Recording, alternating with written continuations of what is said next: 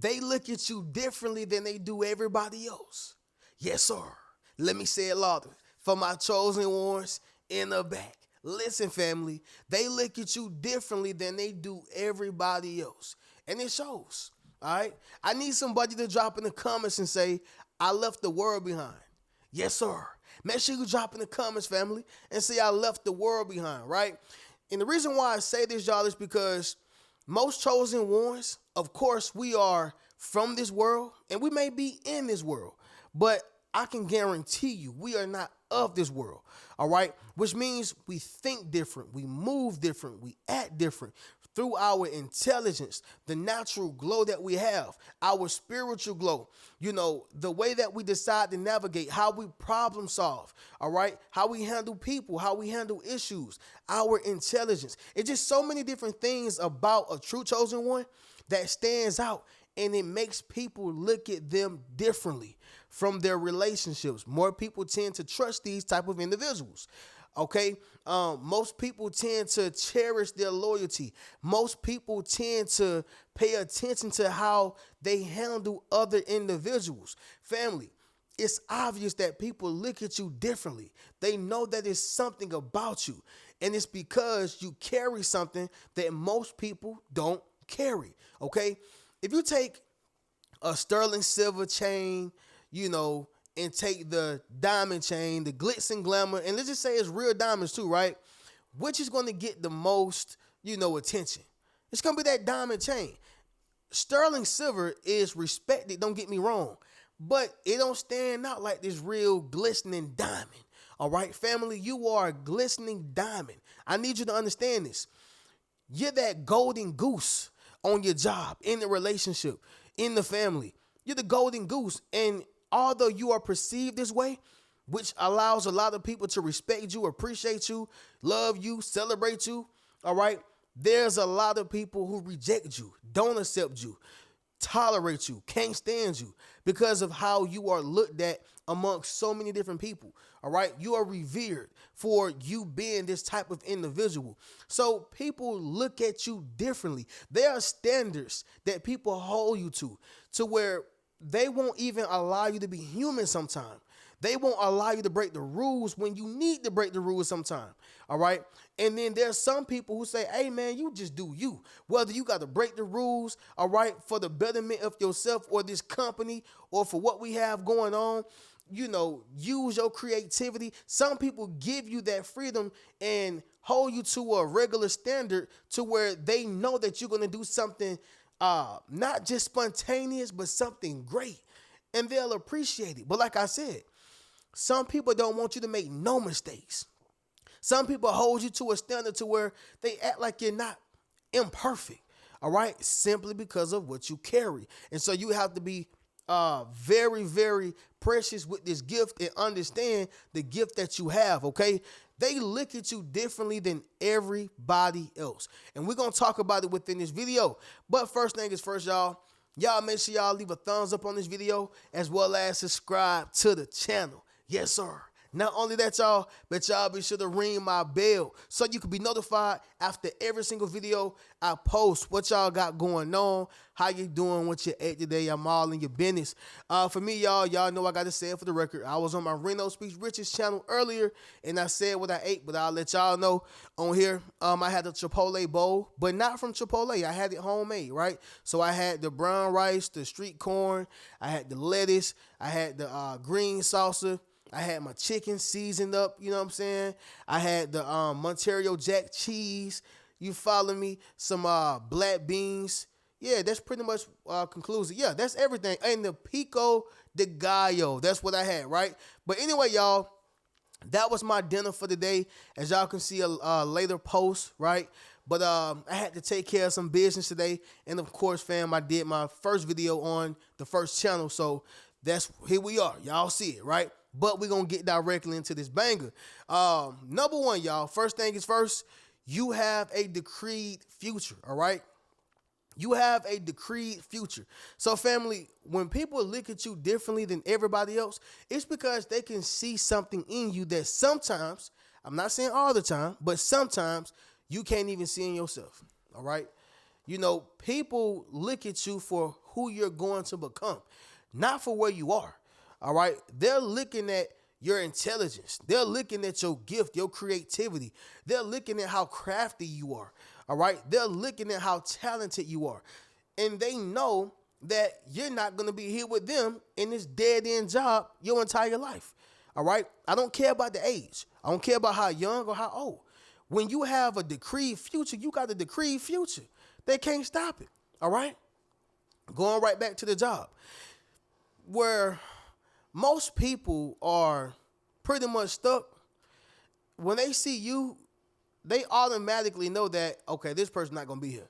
Okay, we at our last stop. We stuck here. You know, we don't have no other option. This is what it is for us.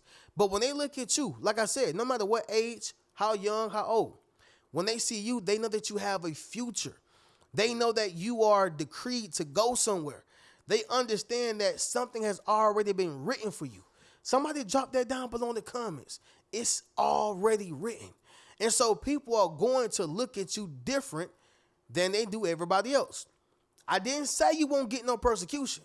I didn't say you won't get mistreated at times. I didn't say people are not going to try you. All right.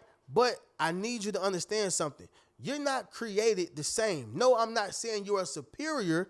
Okay. I'm saying that people are not going to hold some people to the same standards that they would you. Does that make sense? Drop in the comments and let me know. Like, some people are going to be able to get away with certain things that you just won't. All right.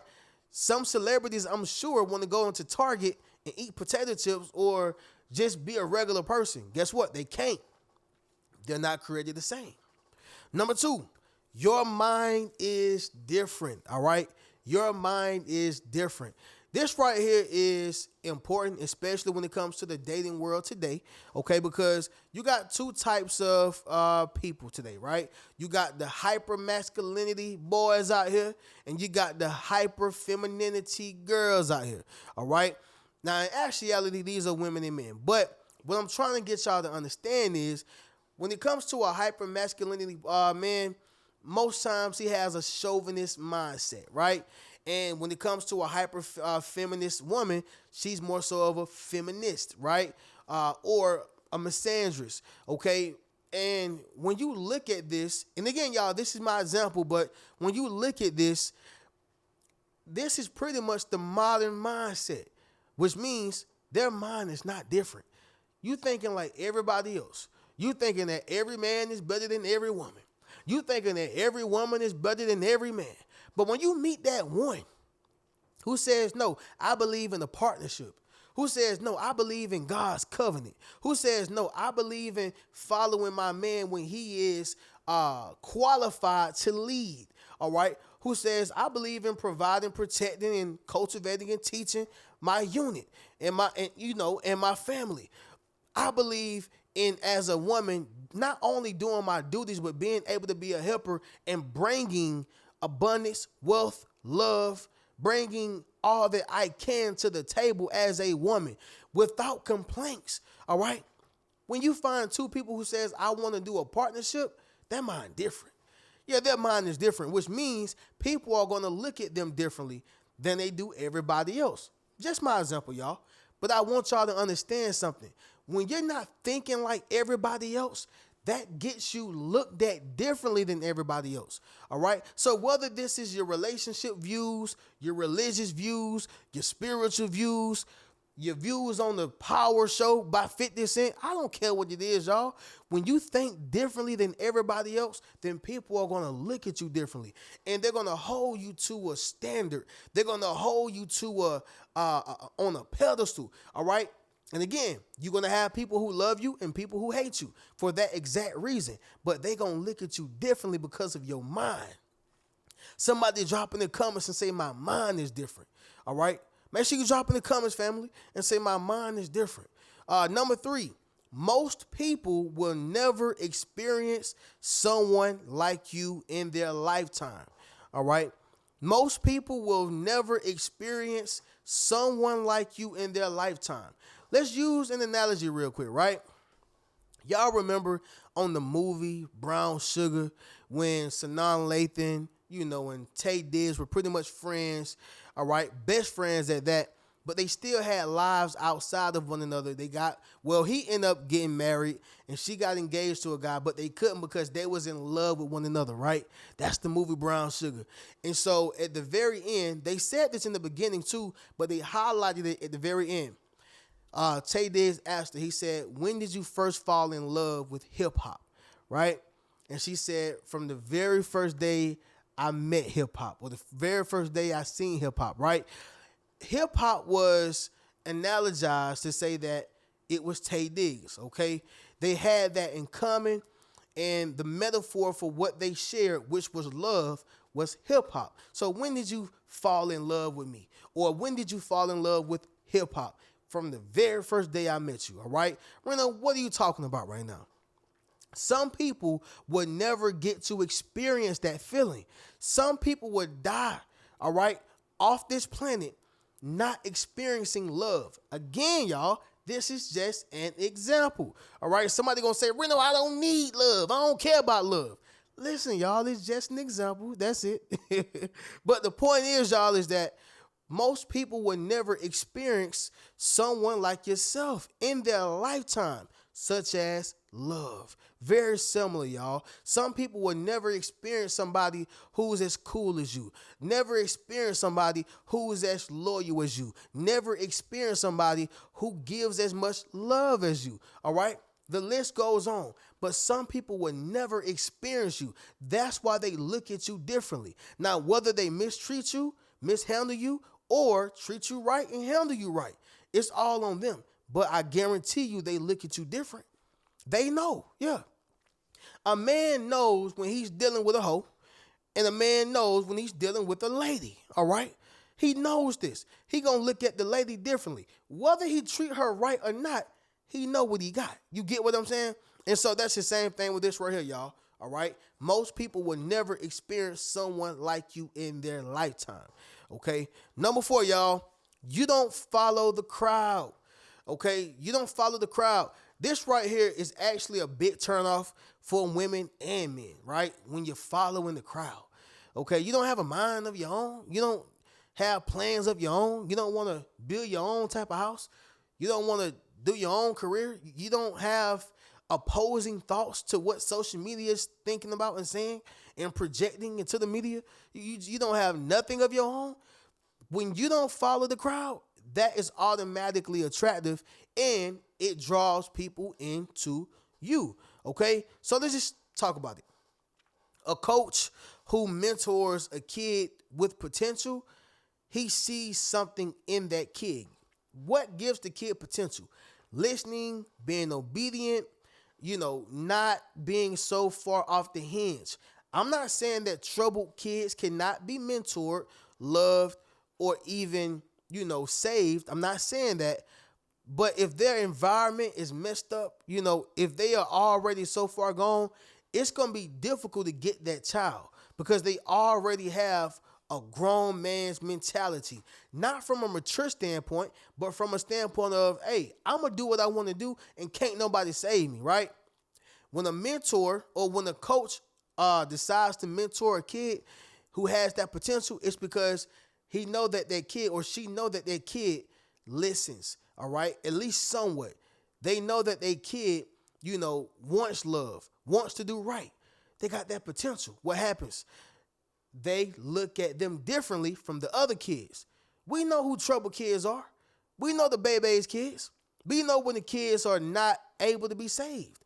You can't. They come to school and go to a good environment, but go home and it's pure hell. It's not going to work. You follow what I'm saying? Most times. Number 5, y'all, is going to be this right here. You break the rules, okay? You break the rules. That was a quote where somebody said, in the hospital, 2 people are born. One who's going to work for someone and one who's going to have someone working for them, okay? I probably misquoted it somewhere, but I'm paraphrasing, y'all. One is going to be a employer and one is going to be an employee. If you really think about it, that's what it is, all right? 2 people are born inside the hospital. One who's the employer and one who's the employee.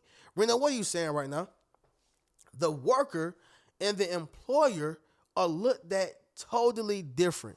All right.